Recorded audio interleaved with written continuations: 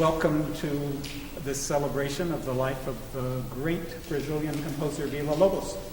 We have a varied program for you today, starting with solo guitar, some music that is really uncategorizable.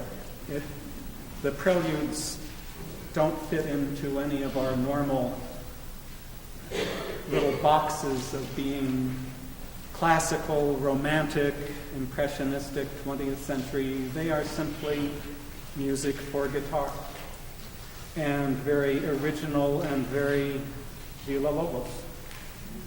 He was a composer who wrote what he felt, wrote the way that he wanted to, and paid not a whole lot of attention to what was going on around him. So these preludes were written in 1940. Nobody else was writing music like this, as you'll hear, what you will hear. Following that, we have a couple of pieces that can be categorized as being very Brazilian. The choros. Villa-Lobos made a trip to Paris in 1923-24, spent a year there. He took a lot of his music there. He found that the music that got the most attention, that was best received, was music that had a Brazilian character to it. And so when he went back to Brazil for a couple of years before he was able to get back to Paris, he feverishly wrote from 1925 to 1926 a pile of music with very Brazilian attributes to them. The choros are a good example. They take their inspiration from the choro popular music tradition of Rio, which has its roots, a lot of its roots in Africa, some European, but in any case it's a music that is analogous. Probably the closest analogy in the United States would be to Dixieland, New Orleans style jazz, very exuberant, lots of rhythm. Every member of the band needs to be able to play a lot of roles, to solo virtuosically, to play rhythmic background, to play harmony. And that is what he does in the choros number 7 with 7 instruments. Every one of them has to fill all of those roles and more, and stretch the instrument a little beyond what we're used to. For instance, you'll hear the violin sounding like a mandolin toward the end.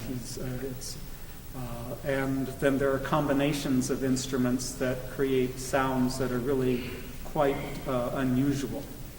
The choros number 2, a little simpler, just a duet between the two main instruments of the choro tradition, the flute and the clarinet, essentially depicting a jam session. And then we come to another piece that, again, can't be categorized, the Mystic Sextet. Strange group of instruments. Oboe, flute, sax, okay, and then harp, celeste, guitar. Who else ever wrote a piece like that with those instruments? Well, if you listen to the piece, you'll find it very difficult to place in time, to try to figure out who might have composed it. Villa-Lobos in 1917 doesn't sound very likely, but on the other hand, who else could have written it? He wrote it in his own very distinct type of compositional style, where he loves to play around with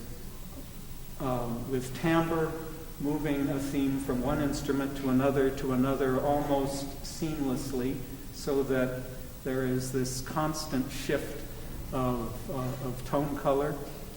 Really quite a magical little piece. And then finally we have solo piano again, a solo instrument and solo piano, back to a sort of a Brazilian theme. a lot of Brazilian rhythm, character, and written as really a kind of a virtuoso showpiece. I hope that you will find that this music whets your appetite for more and will want to return in a couple of weeks for yet another concert, completely different, other sides of Villa-Lobos.